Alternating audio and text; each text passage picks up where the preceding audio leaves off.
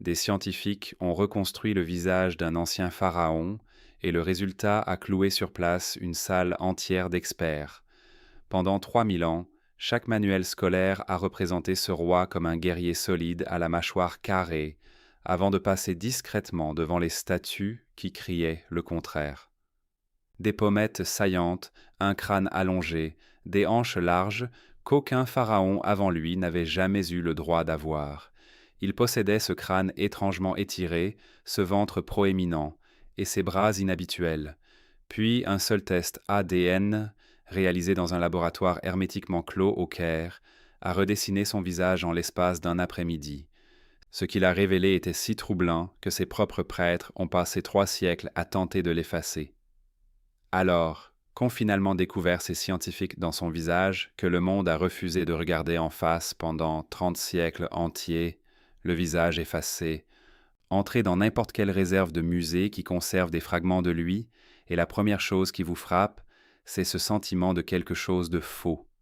Les conservateurs en parlent à voix basse. Les touristes le ressentent, avant même de pouvoir mettre des mots dessus. Des visages de pierre vous fixent depuis des temples en ruine, et leurs traits sont impossibles à confondre. Des pommettes hautes et tranchantes comme du verre brisé, des yeux lourds aux paupières tombantes, comme accablés de fatigue, des lèvres si larges qu'elles semblent étirées d'un bout à l'autre du crâne, et un corps qui efface toute frontière entre le masculin et le féminin, d'une manière qu'aucun roi d'Égypte avant lui n'avait jamais permis. Ce ne sont pas les visages sculptés de Dieu, c'est le visage d'un être humain bien précis, et chaque instinct en vous murmure que quelque chose chez lui ne va pas. Ces statues gardaient autrefois le cœur de l'Égypte. L'homme auquel elles appartenaient s'appelait Akhenaton. Et lors de la 13e année de son règne, il fit quelque chose qu'aucun pharaon n'avait jamais osé. Il ferma chaque temple d'Amon. Réfléchissez-y un instant.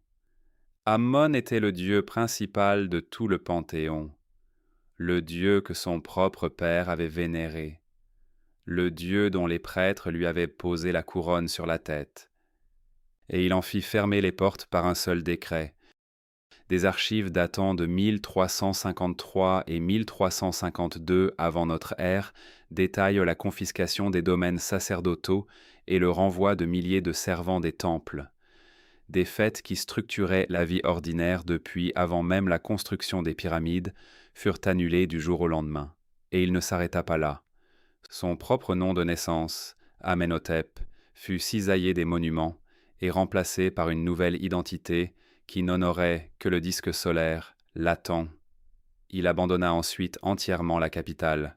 La cour royale quitta Thèbes, la ville aux 100 portes, et marcha vers le nord en plein désert vide. 14 stèles frontières furent taillées directement dans les falaises pour figer à jamais les limites de la nouvelle cité. Ce n'était pas un roi qui retouchait quelques rituels. C'était un homme qui arrachait la colonne vertébrale spirituelle de la civilisation la plus religieuse de la planète, en défiant quiconque de l'en empêcher. On appela la nouvelle ville Akhetaton, l'horizon de l'Aton. Elle surgit en moins de 2 ans. Ces temples à ciel ouvert étaient construits pour capter la lumière du soleil plutôt que pour s'en protéger. Chaque mur, chaque inscription célébrait un seul dieu et un seul roi comme sa voix vivante sur terre. Les anciennes divinités furent réduites au silence. Mais voilà la chose. Le plus étrange dans cette nouvelle capitale n'était pas l'absence des dieux. C'était le visage même du roi, reproduit sur chaque surface, dans des formes qu'aucun artiste égyptien n'avait jamais eu la permission de sculpter. Son corps représenté dans des proportions qui violaient 3000 ans de tradition. Quelque chose avait changé en l'homme assis sur le trône, et ses propres sculpteurs étaient enfin autorisés à le consigner. La question était « Quoi ?» Le corps interdit. Un décret royal conservé en fragments sur du calcaire ordonnait aux artistes d'Akhenaton d'abandonner les conventions anciennes. On leur demanda de sculpter le roi tel qu'il apparaissait vraiment, non pas comme un dieu parfait, non pas comme le guerrier idéalisé de la tradition, mais comme un homme de chair et d'os. Et les statues qui suivirent sont saisissantes d'une façon qu'aucune autre œuvre égyptienne n'a jamais atteinte. Imaginez-vous debout devant l'une d'elles, un crâne allongé qui s'étire vers l'arrière comme une larme, des épaules étroites qui s'affaissent comme si elles étaient trop lourdes à porter, des hanches plus larges que celles de tout roi avant lui, plus larges que celles de la plupart des reines, plus larges que ce que la seule anatomie devrait permettre, un ventre tombant qui déborde par-dessus le pagne royal, des seins gonflés qu'aucun pharaon de sexe masculin n'avait jamais autorisé sur sa propre effigie, et encore moins exhibés en grand format sur les murs d'un temple public. De longs doigts fins, un long cou effilé, des pieds qui paraissent presque plats, un visage qui ne semble ni vraiment masculin ni vraiment féminin, mais quelque chose entre les deux, quelque chose pour lequel le monde antique ne possédait aucun mot. C'est le genre de visage que l'on ne peut pas s'empêcher de fixer, parce qu'une partie du cerveau s'obstine silencieusement à souffler que quelque chose cloche. Dans les reliefs peints, toute la famille royale arbore ces mêmes traits, des bras et des jambes grêles et filiformes, un ventre rond et mou, des visages étirés presque au-delà de toute reconnaissance. Ces filles sont représentées avec exactement les mêmes proportions étranges, comme si la lignée portait une signature physique unique, transmise de parent à enfant tel un trait héréditaire. Néfertiti elle-même apparaît à ses côtés, pose après pose avec le même crâne allongé, la même mâchoire prononcée, le même cou d'une longueur impossible. Chaque mur d'Athènes devint une galerie consacrée à ce visage unique. Des ambassadeurs étrangers arrivaient en s'attendant à une cour ordinaire et se retrouvaient guidés à travers des couloirs peints du sol au plafond de ces silhouettes étranges et inconnues. Imaginez être un diplomate aguerri dans ces salles, regardant l'homme le plus puissant de la terre choisir délibérément d'être sculpté ainsi, sans avoir la moindre idée du pourquoi. Plusieurs d'entre eux rentrèrent chez eux, convaincus que le pharaon avait perdu la raison. Pendant des siècles, les érudits ont débattu de ce que cela signifiait. S'agissait-il d'un symbole, d'une déclaration d'un roi qui portait en lui à la fois les forces créatrices masculines et féminines? Était-ce politique, une rupture franche avec la tradition pour marquer une théologie entièrement nouvelle? Ou bien était-ce quelque chose de physique, quelque chose de dissimulé dans le corps réel de l'homme assis sur le trône, que ces artistes avaient enfin le droit de montrer? Pendant la majeure partie d'un siècle, cette dernière hypothèse fut celle que personne ne voulait formuler à voix haute. Voici pourquoi cette question avait une telle importance. Le portrait royal égyptien avait été figé pendant près de 2000 ans. Les rois étaient sculptés comme des dieux, et les dieux n'avaient pas de hanches, et les dieux n'avaient pas de rondeur. Ces règles n'étaient pas esthétiques, elles étaient religieuses. Les transgresser n'était donc pas un choix stylistique, c'était un aveu. L'homme sur le trône révélait à tout son royaume quelque chose sur lui-même qu'aucun pharaon avant lui n'avait jamais été prêt à admettre ouvertement, et ses propres prêtres allaient passer les 300 années suivantes à tenter d'enfouir précisément ce que ces murs confessaient. La contradiction ne fit que s'amplifier lorsque la tombe de son fils fut ouverte. Le masque en or découvert dans la vallée des rois en 1922, le masque réalisé pour Toutankhamon, ne présente aucune de ces distorsions. Il est parfait, symétrique, intemporel. Les artistes qui servirent la génération suivante revinrent immédiatement aux anciennes règles dès qu'Akhenaton disparut. Alors pourquoi avait-il besoin de dissimuler ce que le père avait tenu à montrer? Le tombeau scellé. Lorsque le squelette aujourd'hui désigné sous le nom de KV55 fut mis au jour en 1907, la tombe était dans un tel état de désordre que les fouilleurs débattirent pendant des années de l'identité du défunt. Le cercueil avait été délibérément mutilé, les cartouches avaient été effacées, le visage en or du masque avait été arraché. Quelqu'un dans l'Antiquité avait voulu que ce corps soit oublié, mais les ossements racontaient leur propre histoire. Un crâne plus allongé que la moyenne, une mâchoire correspondant au portrait sculpté, une ossature correspondant à la silhouette mince et singulière des représentations artistiques et des caractéristiques s'inscrivant dans la fourchette de la variation humaine normale, ce qui alimenta des décennies de débats acharnés entre médecins incapables de s'accorder sur la question la plus fondamentale. Le roi qui avait brisé les dieux était-il vraiment si différent de ses ancêtres, ou l'artiste avait-il perçu en lui quelque chose que tous les autres avaient manqué? Les théories s'accumulèrent pendant plus d'un siècle. Le syndrome de Marfan, le syndrome de Fröhlich, la gynécomastie, un trouble hormonal rare que nul ne parvenait à nommer précisément, un traumatisme crânien survenu dans l'enfance, une tumeur comprimant sa glande pituitaire, ou encore ce style étrange n'était que de la propagande, et le roi avait eu une apparence tout à fait ordinaire.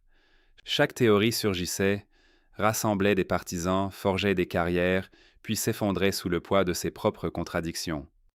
Ainsi, la quête passa du ciseau et du pinceau au microscope et à l'os, des suppositions hasardeuses à une salle stérile et hermétiquement close du Caire, où la science moderne allait accomplir ce que 3000 ans de débats n'avaient jamais réussi.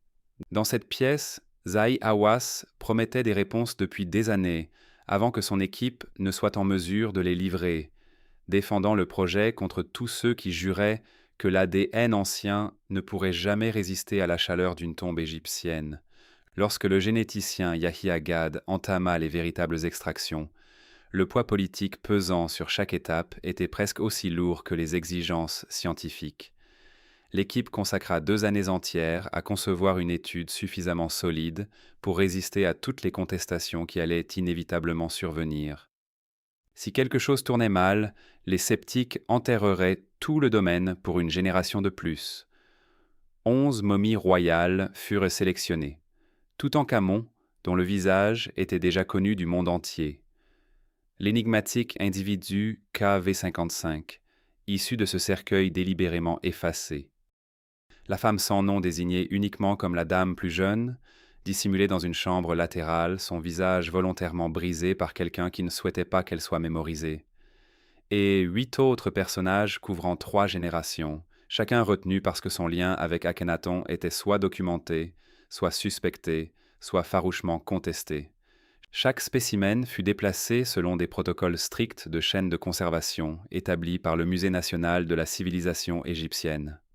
L'équipe ne travaillait qu'à partir des dents et des os denses, là où l'ADN demeure enfermé comme dans un coffre-fort. Il existe une histoire que l'on raconte à propos de Yahya Gad durant ces mois. Il prenait un tube contenant un échantillon, le tenait un instant sans bouger, puis seulement après le chargeait dans le séquenceur, comme s'il avait besoin que le corps à l'intérieur sache qu'il agissait avec soin. Chaque résultat était vérifié sous des codes anonymes et confirmé de manière indépendante avant que quiconque n'ose le considérer comme réel. 3 types de marqueurs génétiques étaient ciblés. L'ADN mitochondrial, transmis uniquement de mère à enfant, permettant de retracer la lignée maternelle.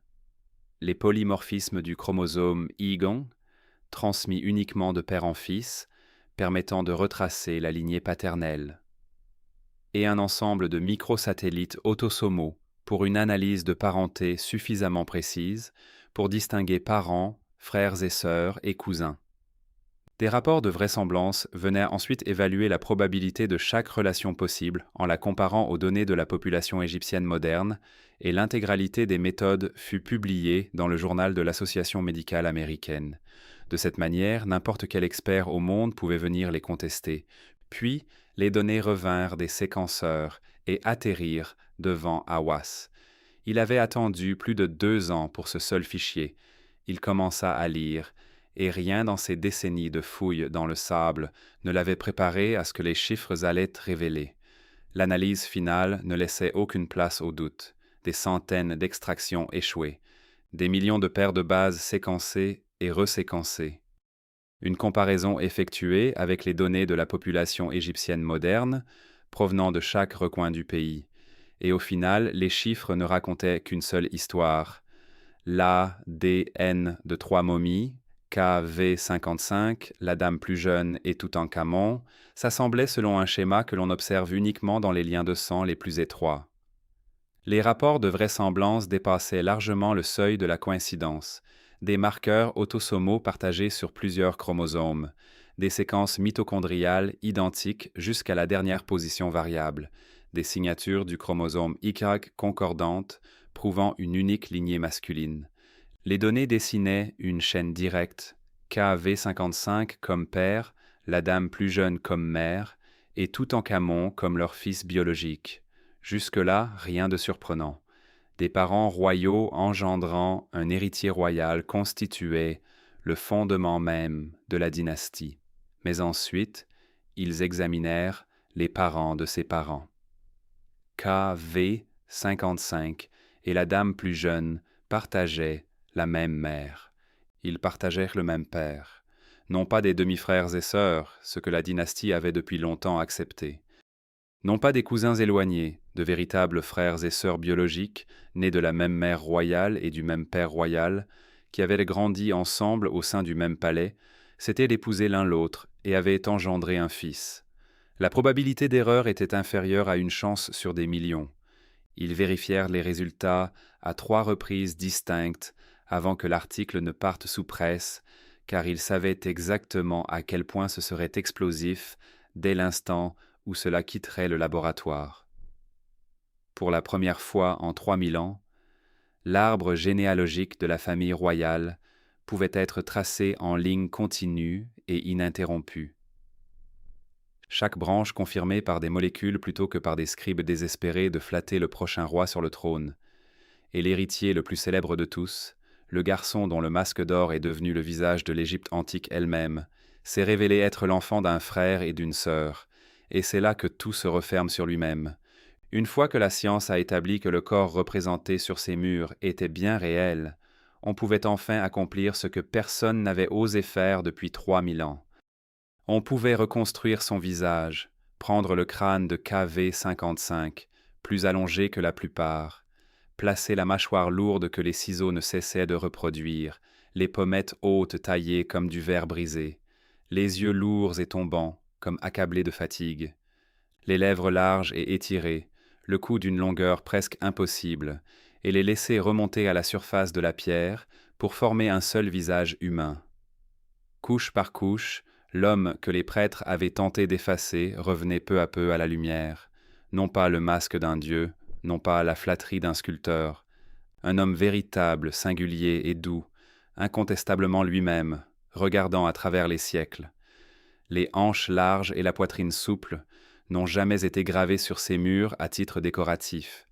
Elles lui appartenaient. Le visage reconstitué d'Akhenaton n'était ni celui d'un monstre ni celui d'un mythe. C'était exactement le visage que ses os avaient cherché à nous montrer depuis toujours. Car ces hanches féminines, ce crâne allongé, ce corps mou et tombant que les artistes avaient enfin le droit de sculpter, rien de tout cela n'était une liberté artistique, ce n'était pas du symbolisme. Ce n'était pas de la théologie, c'était de la biologie. Ce que les prêtres avaient passé des siècles à protéger, s'était finalement retourné contre le corps même qu'il était censé sanctifier. La mutation récessive accumulée dans le berceau royal avait fini par éclater à la surface, et le visage propre du roi en était la preuve. Son fils payerait le reste de la dette. Les os agonisants du squelette racontent une histoire de douleur que le masque d'or avait été fabriqué pour dissimuler. Des scanners CT, haute résolution, du type qui cartographie la densité osseuse au dixième de millimètre, révèlent un pied gauche tordu vers l'intérieur, selon un angle qui n'a rien à voir avec l'embaumement. La signature classique du pied botte congénital. Les os pivotés et raccourcis, le talon relevé, les orteils tournés vers l'intérieur, les tendons définitivement contractés depuis la naissance. Une démarche normale aurait été physiquement impossible dès le premier jour où il avait tenté de se lever. C'était un roi que le monde imagine encore lançant un char de guerre, et pourtant il n'aurait pas pu traverser sa propre salle du trône sans assistance. Du côté droit, un minuscule os à l'extrémité du 5e orteil est entièrement absent, pas fracturé, pas érodé par le temps, absent depuis la naissance, une absence congénitale que les médecins observent encore aujourd'hui chez des enfants dont les parents partagent un patrimoine génétique trop proche. Les articulations du milieu du pied montrent un effondrement précoce, une nécrose avasculaire, la mort silencieuse du tissu osseux lorsque l'irrigation sanguine fait défaut. Avant même d'avoir atteint l'adolescence, les os à l'intérieur de ses sandales étaient déjà en train de mourir. Sa colonne vertébrale se courbe vers l'avant au niveau du milieu du dos, une légère syphose qui déréglait son équilibre et le forçait à compenser à chaque pas, et le palais de sa bouche est fendu par un bec de lièvre, une fissure courant du palais dur au palais mou, jamais réparée par des médecins qui n'avaient aucun outil pour tenter quoi que ce soit.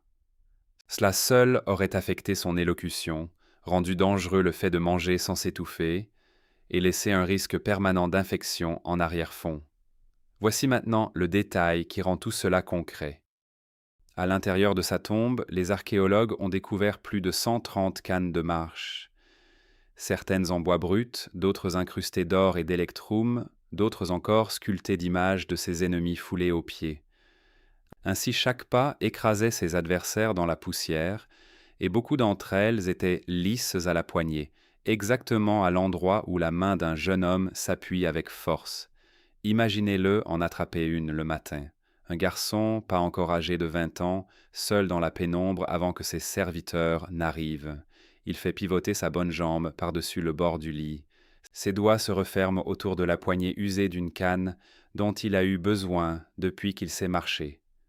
Le bois est tiède là où sa main a vécu pendant des années. Le poids de son propre corps s'ancre dans sa paume, et seulement alors il se lève.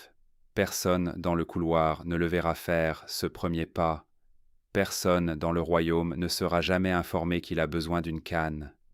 Les peintres travaillant à l'extérieur continueront à le représenter sur des chars, chassant des lions, commandant des armées. La canne n'apparaîtra dans aucune de ces images. Musique. Ces objets n'étaient pas des symboles d'autorité royale, c'étaient des outils. Il en avait besoin pour traverser une pièce, il en avait besoin pour se tenir debout lors de sa propre cérémonie de couronnement. Il en avait besoin presque chaque jour de sa courte vie adulte. Puis l'ADN extrait de son fémur révéla quelque chose que les os seuls n'auraient jamais pu dévoiler. Des traces de Plasmodium falciparum, le parasite responsable de la forme la plus mortelle du paludisme. Non pas une seule souche, mais plusieurs, indiquant des infections répétées sur des mois, voire des années. La plus récente était encore active dans son sang le jour de sa mort, ravageant un système immunitaire déjà trop affaibli par une maladie héréditaire pour résister comme aurait dû le faire un jeune homme en bonne santé de 19 ans, car c'est bien l'âge qu'il avait. Toutankhamon mourut aux alentours de 19 ans. Son corps constituait un véritable catalogue de maladies héréditaires et acquises. Un pied-botte qui l'infirmiait, une colonne vertébrale qui le courbait, un palais fendu qui lui divisait la bouche, des os mourants alors qu'il était encore vivant, et pour finir, une fièvre tropicale achevant ce que son propre sang avait commencé. Mais rien de tout cela n'était dû à la malchance. Alors, comment une seule famille pouvait-elle continuer à engendrer des enfants aussi brisés, génération après génération? Les prêtres connaissèrent la réponse. Ils ne l'ont simplement jamais couché par écrit. La politique fatale, la raison pour laquelle le garçon au masque d'or pouvait à peine marcher, remonte à travers son père, à travers son grand-père, à travers chacun des mariages royaux enfouis au cœur de la 18e dynastie. Pour comprendre pourquoi ses os se brisaient, il faut comprendre l'unique règle que sa famille refusait de plier. L'Égypte royale n'était pas tombée dans l'inceste par hasard. Le mariage entre frères et sœurs était une politique délibérée, ancrée dans la croyance que le sang du roi portait une véritable étincelle divine.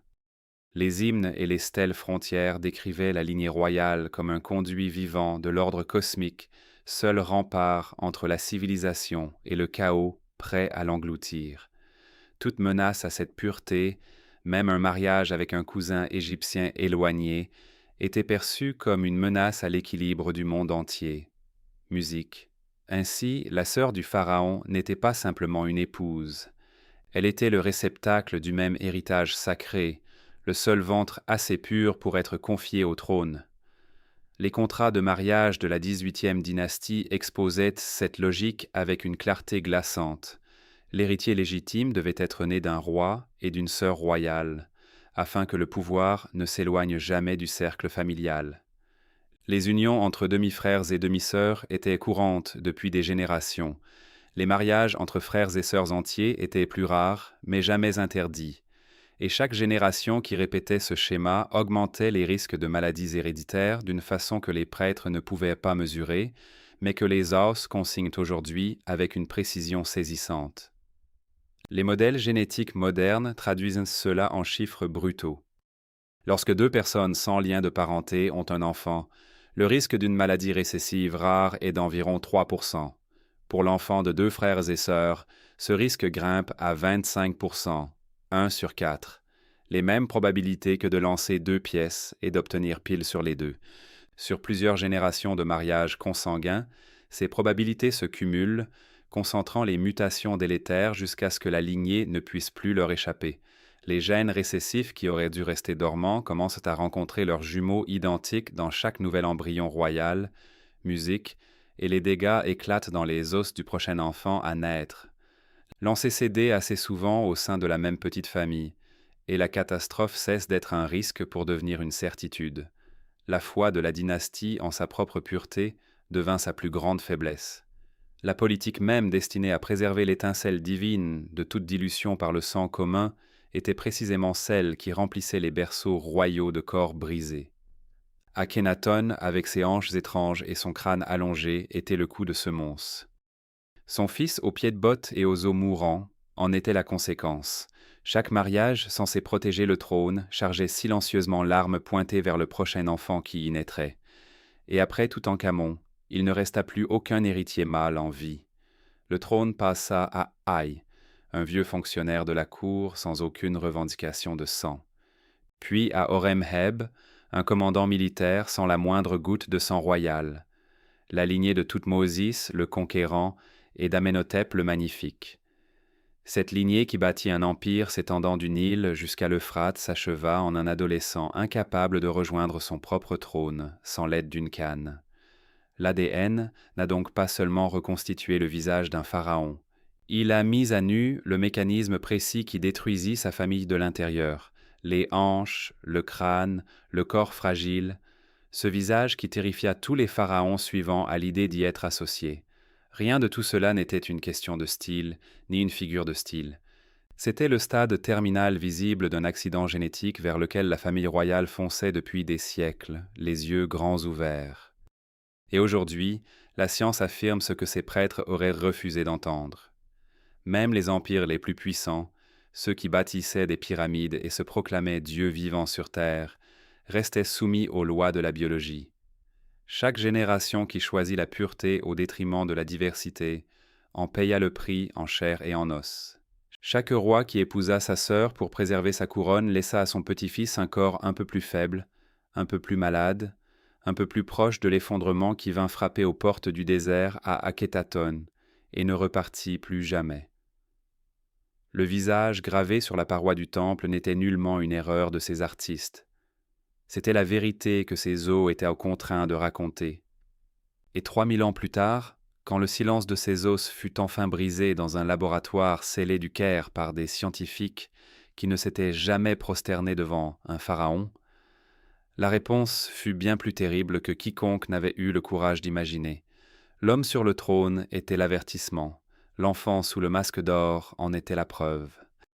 La plus puissante dynastie de toute l'histoire humaine ne s'effondra pas sous l'effet d'une invasion, d'une famine ou d'une révolte.